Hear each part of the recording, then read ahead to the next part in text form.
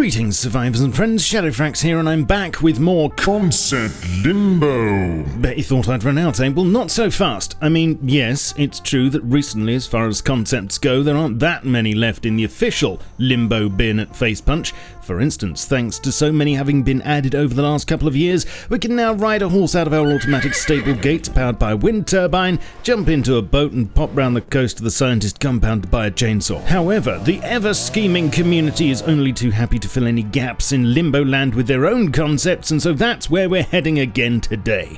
We've got protection, NPCs, and espionage, amongst other things, but we're going to start by going nuclear. Talking of which, a quick advert from today's sponsor. Do you fancy jumping into one of over 1,200 historically accurate vehicles from all over the 20th century and going head-to-head in humongous online multiplayer skirmishes? Land, sea, air, horses!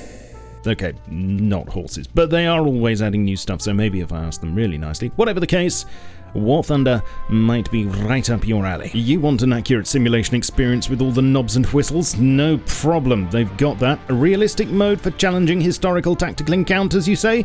Sure, why not? Or perhaps you've just gone in from a tough day at the office and need to release a bit of steam with some quick and dirty arcade action.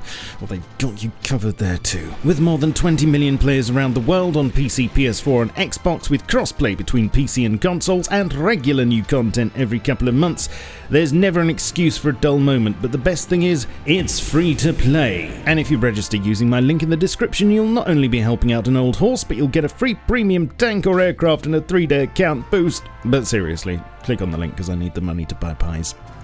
Back to the video. Right, so it's been a while since we've had the power to create all sorts of electrical contraptions in Rust and use them for good or evil, mostly evil, and our options for generating electricity are expanding too. We've already got wind and sun, and soon hopefully we'll be able to tap into low-grade, water, and even the raw power of the human spirit, with man-sized hamster wheels that we'll be able to attach to generators in our walls and fill with random slaves. I mean friends. These clean forms of energy are all very well and good, but this is Rust Island, and environmentally friendly options aren't exactly the highest priority here, I'm sure you'll agree. With this in mind, and with the obvious radioactive history of the place, suggestions have been made to maybe harness nuclear energy in the comfort of our own homes, something which has been experimented with in basements before and which was even allegedly used to power the Aniva lighthouse for a time. That's the one in the far east of Russia that Rust's lighthouses are modelled on, in case you haven't seen my backstory vids yet. Go and watch them now. Over on my Discord, at the end of last year, we knocked around the idea of a homebrew nuclear reactor for Rust, and one member, Giuseppe Gagni, drafted some visuals for what this could look like, and it was subsequently modelled by Hawkeye, whose work I've featured before. I'm not sure exactly how large it would need to be. This one looks quite small, being crafted from an old pot and a colander, but for the amount of power it could potentially kick out, I'm thinking it should take up a fair bit of floor space, or at least give off radiation in a certain radius. Rust's inhabitants aren't exactly known for their super tidy engineering after all, so the odd leak is to be expected, especially if you used a colander. Maybe they could even glow slightly at night to help find them. That'd be a nice touch. Redditor Akirox suggested the Mountain Dew barrels in the military tunnels as a possible source of uranium, but with great power generation comes great responsibility, and of course there should be appropriate risks in the fetching, storage, and use of any radioactive materials. One other interesting suggestion was made that should the worst come to the worst, there could be an option to send your mini reactor into meltdown and make life more fun for those raiding you. Very Star Trek. Talking of which, there are of course other applications for radioactive elements, and instead of using them in the comfort of our own home, a suggestion was made by Redditor Aenium in 2018 to use them in the comfort of another player's home, to immediately destroy that comfort and turn it into a microwave oven with them inside. The process goes like this. With proper protection, you could harvest some radioactive waste, then craft it into a beacon that would emit rads wherever you placed it, and if a player's walls were under a certain tier, then it would penetrate and cook them inside. Sounds good on the surface, but there are a few issues. If players have rad suits, then it might not be of any use against them. You won't necessarily know whether it's working either, and it's not going to help you actually raid a base, just irritate the people inside. Also, presumably being most effective against players with less gear, it means more low-tier players getting terrorized. My suggestion would be, perhaps instead of an offensive weapon, it would be better to use as a defensive measure, placing them near to your base to prevent the local peasants from door camping you. Or, if we were going going to use them offensively, perhaps dirty grenades would be better, creating a highly radioactive cloud for a short period of time. But do we really need something like this, or are the players toxic enough as it is? Let me know in the comments. Lastly, fitting in with the nuclear theme of Rust and whatever went on here in times past, watch my backstory vids for more details, there was this concept from Redditor Western Spy Bliat for a homemade nuclear bunker, depending of course on there being some sort of launchable nukes on the island. Now, where have I heard that one before? He suggested a 3 foundation long underground oubliette that could be deployed with a door that could only be locked from the inside, that had room for a maximum of 4 storage containers and would keep you safe from a nuclear blast and most raiders, unless they were particularly determined. However, I'm struggling to see how this wouldn't be abused, and I don't think giving players nukes to play with would be the best idea, unless it was some kind of wipe mechanic, as has been suggested before, where maybe you could launch 2 at the same time to jam the server and reset everything. Let me know what you think. From protection from nuclear blasts to protection from each other now, and although I have mentioned this briefly before in Concept Limbo, I couldn't ignore all the other times I've seen it suggested since. You'd think after all this time on an island with people throwing things at each other at various speeds, someone would have thought of crafting a shield. But no. And whilst there's always plenty of things for our right hands to do, our left hands are at worst just flapping in the breeze, and at best left playing a supporting role for their more favoured other halves. Now, if you do a quick search on Reddit or even the new suggestion page /roadmap, you'll get an enormous list of players saying pretty much the same thing. Give us shields, please. There's also no shortage of artwork on the subject, ranging from manhole covers and dustbin lids to truck doors and all the way up to riot shields made from none other than armoured doors, complete with peepholes, of course. I think personally different tiers of shield could exist, from simple wooden affairs that would fall apart after a few hits to sheet metal, and maybe even proper riot shields that were super rare and that maybe slowed you down a bit. But how would we use them? A couple of years ago, Redditor Super Caffeine Dude proposed blocking with the right mouse button, with the effect depending on what was in your other hand. Of course, if this was the case, certain other things we take for granted now, such as throwing weapons, would be unavailable unless that was remapped. And naturally, bows and other two-handed things would be out of the question. I'm going to get a bit nostalgic here, so forgive me, but Ruin, the medieval Rust-style game that's now sadly cancelled, was being built with the ability to use shields and worked in pretty much the same way, with the added bonus of being able to shield bash as well, so it's definitely doable. No, possibilities.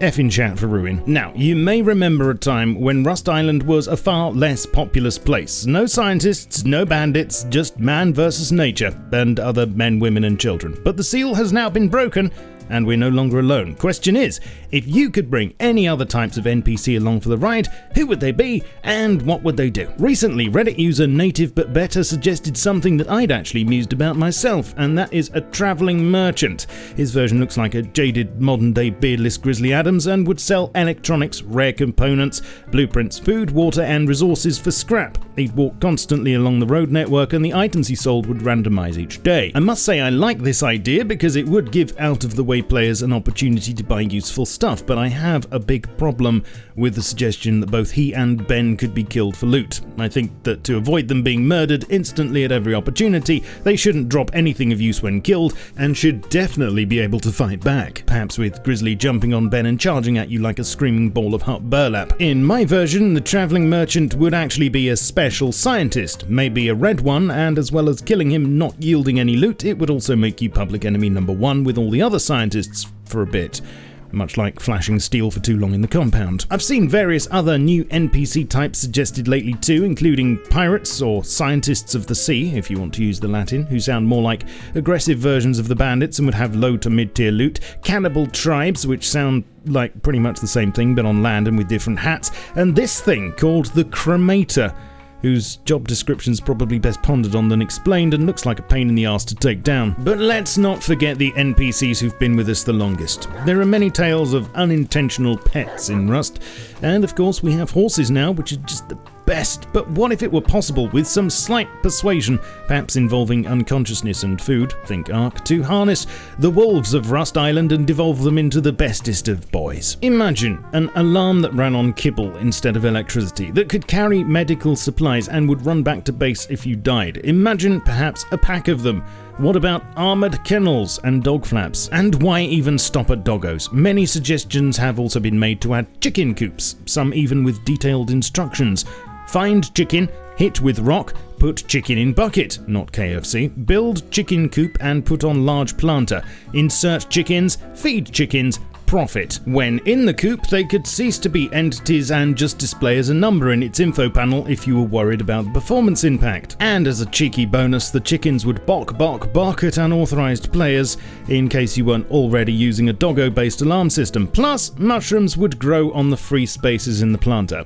Mushroom omelette, anyone? Okay, so say your raid target doesn't have a doggo or chicken-based alarm system, but you still want to remain as undetected as possible, not only to the owners, but to everyone else in the vicinity. Well, the next couple of concepts could help you out. This first one sparked quite a conversation when it was originally posted, and it wasn't received that well, but the basic idea is intriguing, and that's what I'd like you to concentrate on. Also, please don't take too much notice of the crafting numbers, as they are a bit crazy. Basically, the idea, posted in 2018 by Redditor WitchoutName, was for a craftable code lock cracker, and in essence would be a stealthier alternative to just blowing someone's front door off. The suggestion was that instead of sulfur and charcoal, the main ingredients would be tech trash, laptops and HQ metal, making it more expensive as a trade-off for its obvious stealth properties. It would take more time to brute force your way through a lock like this, the device would break after a certain amount of use, but would let you enter codes without getting shocked whilst it was doing its business. Now, a lot of people in the comments were getting hung up about the cost, but as I say, you should try to look past that. The main point is that it would have to be proportionally expensive compared to the true brute force method. Also, whether it should actually display the code or not was another sticking point, as if the householder was using the same one throughout their base, it could potentially be a very OP raiding method. But what do you think, and how would you balance it? Let me know in the comments. Lastly, before you even get to the point of cracking a lock or placing C4, how do you know that it'll be worth it? Well, this suggestion by GoodMeme3 on Reddit could give you the answer. It's a drill, specially modified, with a camera implanted in the bit. Don't ask me how that works. And that would allow you to bypass that restraining order and look inside a person's base without actually having to damage anything. Yes, it's a bit pervy, and as well as the cost of making one, there would be a certain deployment time depending on the tier of wall you were drilling through, plus a clear red light on the tip would let someone inside know what was going on if they saw it, but it could save you a lot of bother. And knowing where to place explosives for maximum effect might make it worthwhile. But would it be too OP? Would it be too much information? And is the whole point not to know what you're getting yourself into when raiding? Let me know what you think. In fact, if you love or indeed hate any of these community concepts or would adjust them in some way, then I want to hear about it. And remember, I'm not trying to promote any of them, just showcase. If you like what I'm doing here and fancy getting access to a special part of my Discord where you can ask me stuff, then you can support me on Patreon. I'd like to say a big thank you to everyone there who helps me keep the wolves from the door whilst I make these vids for you, but even if you could just spank the like and subscribe buttons, then that would help my channel immensely. You can catch me streaming on Twitch every week and stay up to date with me on Twitter, Facebook, Discord and my Steam group too. I shall catch you all soon, but in the meantime, keep calm and stay rusty. Cheerio.